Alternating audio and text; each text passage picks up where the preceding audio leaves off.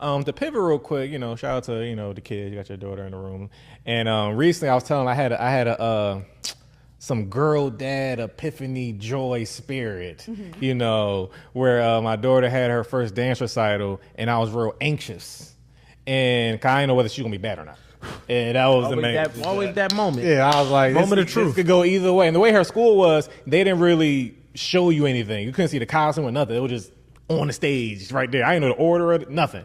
So every time I was just, oh, please, God, don't let her just be trash. Don't let her cry. Don't let her flip. Don't let her kick her in the, I didn't know what was fucking going to happen. And then when she finally went through and it just worked out, it was one of the best experiences of my life. And really I had that thought because I was going to skip it at first.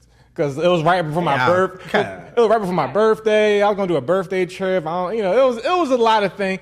I only thought about it for like a day, and then I said I gotta go. And I was like, I'm never missing one for the rest of my life. I don't give a fuck what happens. Like, fuck this podcast. I'm gonna be at the dance recital. So you mentioned you have kids.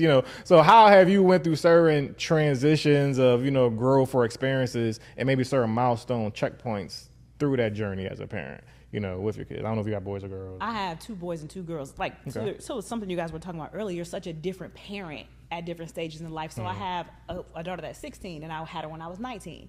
Phenomenal kid. She's raising me, I'm raising her. She's almost like, as I was going through nursing school and things like that, almost like a second mom to my other kids, which I love that she will have responsibility, but I also have a large sense of guilt because of course, yeah. she still gets to live her life. Like, now I give her almost everything she wants within reason, and she still has to be responsible, but she's done so much. She saved me more than just as much as me saving her. Yeah. So then fast forward, there's some kids in between. Now I have a 5-year-old.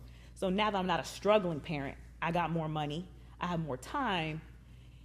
Now my struggle is discipline and consistency, that I got soft, and I don't have to. My other children, I was in school, their father was there, but he worked a lot, so I was on military time. So my other children are very structured. Then here comes this little 5-year-old in my soft part of my life. And now the other kids hating. The other kids hating. He said, throw a TV at him like you threw it at me. So let's debunk though. Like, would you say you just got more patient though? I got soft. But all right, cause I'm disgusted at herself. No, but I'm gonna say this too though. I think that rightfully so though. Cause like when we think about softness as a woman, I think that like getting soft, you ain't supposed to be the disciplinarian. For sure. No, so that I ain't even mad at you. So I agree with that, but to a certain point, it's kind of like. So you're saying that you lost your boundaries? So I've lost some boundaries. I'm happy that he gets more of what he wants to get a softer life. However, they don't need no soft life. The fuck? Soft life, not soft life. You raise your hand, a 5-year-old. He gets more freedom. He gets a lot of what he wants without him having to work for it. And I think there's a catch-22 is, so we work hard, right? So some of us who have to struggle when we're kids, we got to go get it. That's how a lot of people become great. Right. We had adversities growing up. Now, when you take those adversities away and we try to raise our generation to be better than us, now we have children who don't have to really work for anything, so they don't know how to get through adversity. That's a fair. So it's a catch-22, but he has absolutely. He has a great male in his male role model in his life, so he'll be fine. Yeah. But he gets away with a lot. Yeah, I could see it, but just debunking the whole. It's like because I told my kids, I'm like, your sibling that I will create, down the line will have a different version of me, and that's just what it is, right? I felt like I'm not guilting myself. I don't feel bad. I had a long 2-hour conversation with my oldest daughter yesterday about not even just about this topic. I'll go into the topic we really talked about, but we did brush on. I'm like, the dad you had, and the dad that every sibling you have after you will have. It's not the same man, right? Because of where I was at the time when I had you. I was 16 when I had my first daughter. She's 16 as well. So it's like you was raising me while I was raising you, and doing so, like I didn't have the money to do certain things. I didn't have the mindset to do certain things. It wasn't priority to me to do certain things because I didn't understand.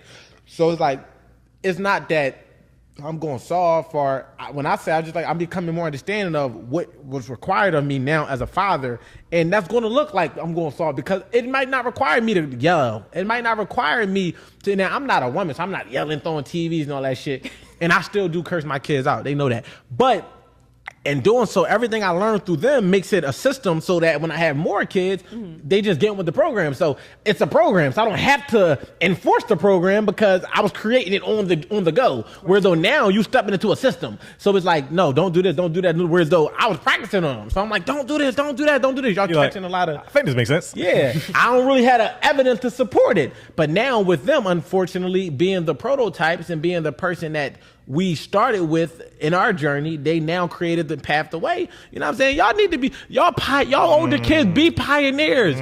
Be okay with it. Listen, we all want to accept the road that was paved with us from fucking Harriet Tubman and Frederick Douglass, but you don't want to be Harriet Tubman for your siblings? Free the babies. Like, it is what the fuck it is. But I'll say my older... And I'm only speaking because I'm the youngest child too, though. Pave the way, bro. She's more appreciative of things though, because of, you know, so she can gauge. She knows how to save money. She can. If there's a no, she's not necessarily questioning it. The other one, he's like, why? Why can I have this? Why can I have that? Why can I have this? The audacity of these young man. Listen, but to your point, that's a COVID baby too, bro. Yeah, they different. They Them different. motherfuckers been working iPads in 6 months. Well, go ahead to the point. But I mean, like I said, we'll have the tools. Yeah. They'll have different tools, but you just have to navigate it. 100%. Tools still got to be used correctly to be effective.